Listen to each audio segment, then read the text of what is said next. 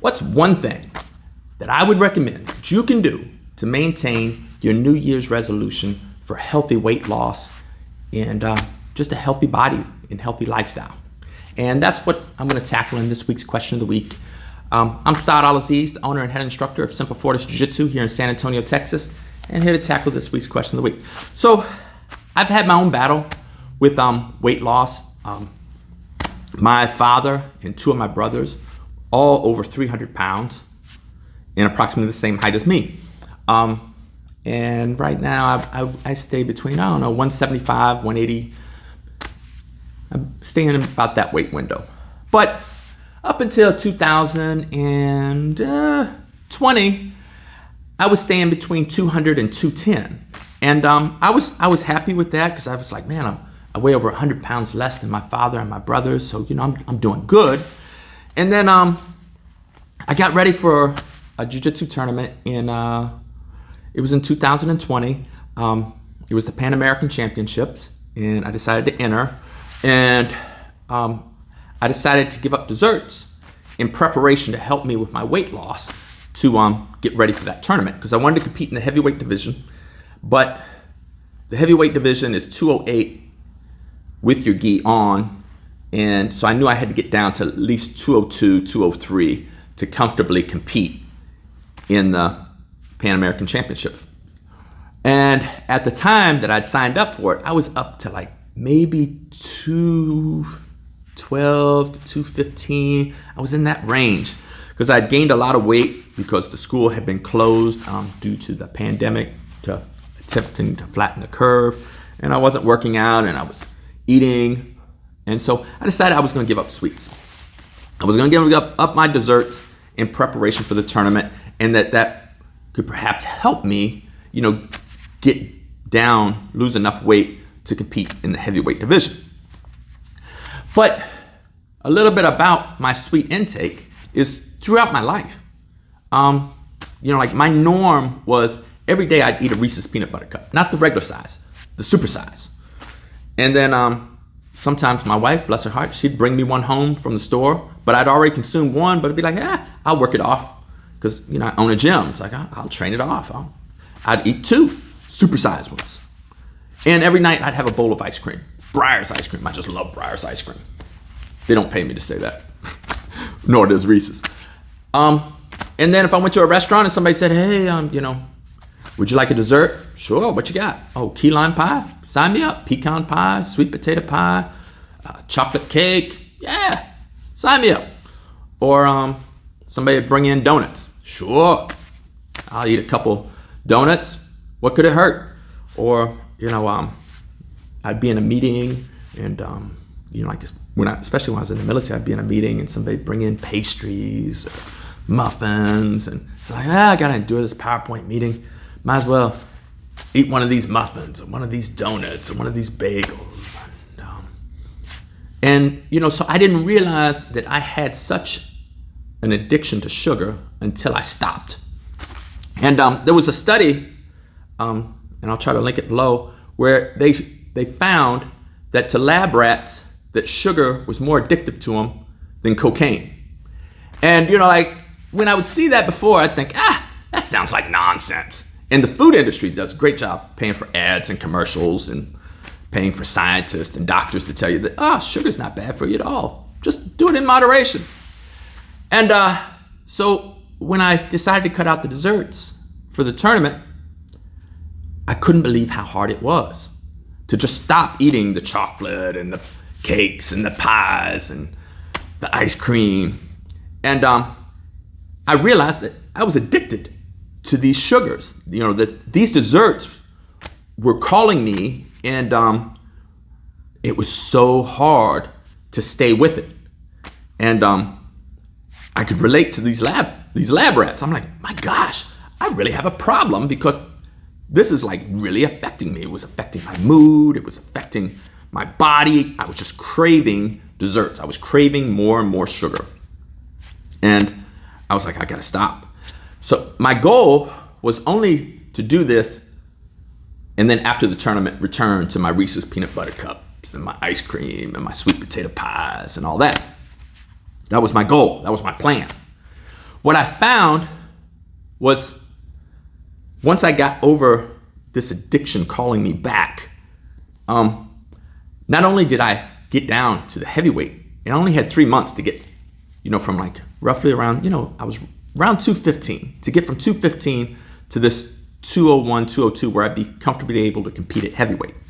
What I found was I was losing so much weight and nothing else was changing other than I was giving up my dessert intake. My workouts were, pretty much the same as they always been. I pretty much have always ate healthy foods for my meals, but I've just had these desserts. And I was losing weight so fast that I had to, drop weight classes. And so I went in and dropped from heavyweight to medium heavyweight. And then, even up to competition day, I needed to drop to middleweight because it was too late at that point when I realized that I had dropped down to like 178. And once again, we're talking about in 3 months, the only thing I'd given up was I'd given up the desserts. And as I mentioned, I was consuming a lot of desserts. But, once I did that and, the tournament was over, I was like, and, my friend was like, oh, you gonna go back to your Reese's peanut butter cups? And I'm like, never again. And it's been almost, 2.5, almost 3 years, since I've had a dessert.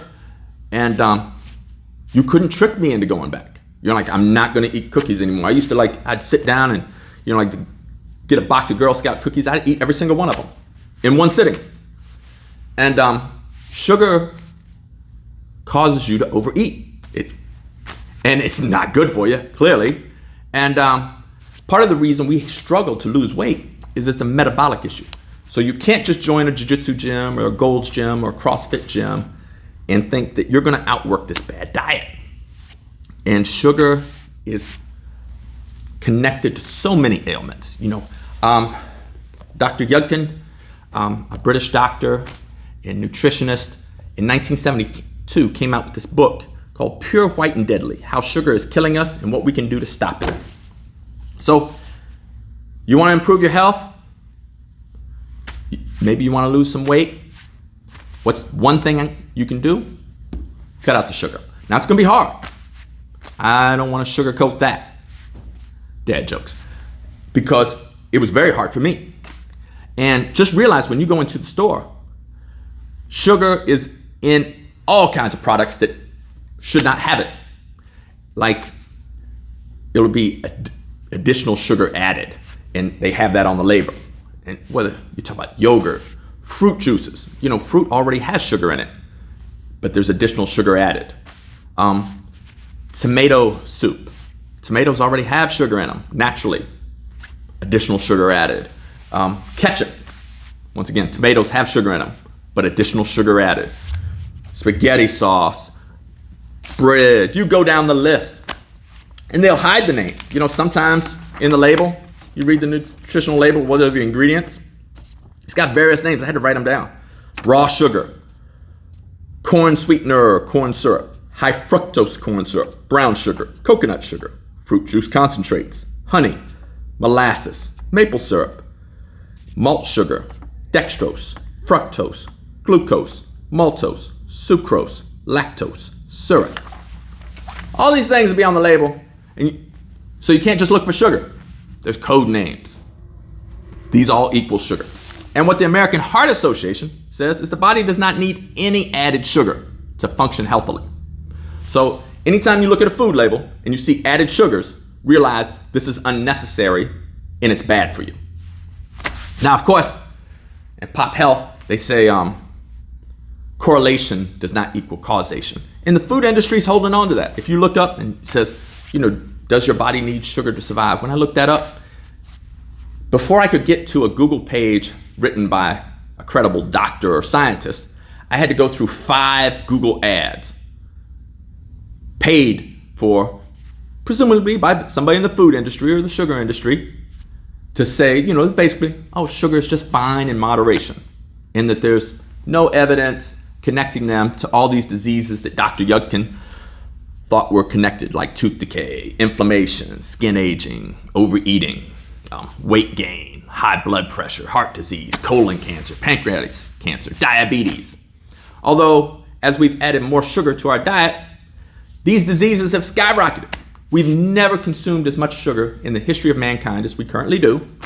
And in the past 50 years, we did not heed Dr. Yudkin's warning. As a matter of fact, the food industry paid a great amount of money to buy every politician and scientist they could find to discredit Dr. Yudkin. So by 1995, when Dr. Yudkin passed, he was just thoroughly, seemed to be discredited. Everybody seemed to forget about it. And then as more and more doctors in the past 10 years have started to look into why are we having all these ailments? They've rediscovered Dr. Yudkin's work, Pure, White, and Deadly. So you see the title, you think, maybe they're talking about European invaders. No, he's talking about sugar. And it may be sweet and it may not kill you as fast as, a drug, but it is nonetheless poisonous. And that was what Dr. Yudkin's work found. And our consumption of sugar is affecting our metabolism, and you cannot outwork that bad diet. And that's what's causing us to gain weight. And it's not the cosmetic weight that I would warn you about or that I'm concerned about. It's like, I'd like to be maybe somebody'd like to be a couple dress sizes smaller or a couple shirt sizes or suit sizes smaller. It's not that weight. The fat I would be worried about is the fatty liver, the things that are affecting your metabolism. Because fatty liver is now showing up in kids, where this used to be a very rare disease. It's becoming more and more common. And there's a connection to sugar. Now, I know the food industry will say, and all their paid scientists will say, there's, correlation does not equal causation. But as our sugar intake has increased, our diseases have increased, and we're having a lot of problems. And I go back to what the American Heart Association has said: you don't need any added sugars in your diet to maintain a healthy diet. So people will mistakenly say, your body has sugar in it. Your body produces that. Carbohydrates, it will turn in, to a sugar, the carbohydrates that you consume. But also you're getting it from your milk, from your, dairy, from your fruits, your vegetables. You don't need any of the added sugar that they keep putting in our foods. So I would challenge you that if you want to change your life, instead of trying to do 10 things, try one thing. Give up the desserts. Cut back on the sugar. So don't do the desserts. It's going to be hard, very hard, because I'm addicted to them. So I know I can't go back to sugar. So it's going to be very hard. It was very hard for me. Start looking at your food labels and buy foods that don't have additional added sugars, because they're not good for you. And that is my suggestion for a healthy lifestyle in 2023. I'm going to talk about some other things in the following weeks that I do for a healthy lifestyle, but I want to go back to the fact that you cannot outwork a bad diet. So gym membership, and of course gyms don't want to tell you that. They're like, oh no, come to the gym, we'll help you lose weight. Cardio work is great for you. It's great for your health. Lifting weights, great for your health. But you can't outwork a bad diet, and you can't outwork the effects on your metabolism that are taking place. So if you're not at the weight you want to be, and you're not in the physical condition or the physical health that you want to be, it's not your fault. It's not, you need to work harder, or that you're lazy, or any of these things, or you're gluttonous. No, it's you need to cut out these desserts. Do that. Try that one thing. Just cut the desserts out. Go cold turkey on them. Start reading your food labels, picking foods that don't have additional sugars added, and try that for 30 days. And see, not so much what weight you lose in 30 days, but see how you feel. How's your body feel? Is your mind clearer? For me, it was. I felt like my mind was a lot clearer, because there have been studies connecting, sugar and dementia, and a lot of people even say Alzheimer's could be considered type 3 diabetes. So there's connections there. But I know pop health, sugar people tell, hey, food industry, correlation does not equal causation. But if we're adding a product to our foods that has no nutritional value, and we're having all these problems, maybe we should consider removing that and seeing what happens. But that's my insight. So try that 30-day challenge. I'm gonna put some health links down below that that I go to, people that doctors that I read and listen to, and make your own choice. But that's the answer to this week's question of the week. If you got a question for next week, fire below, and I'll talk about other things in the coming weeks, like how I do intermittent fasting and the pescatarian diet. But the biggest thing, sugar. Sugar is not your friend, and just because it's sweet doesn't mean it's not causing you harm. All right, ciao.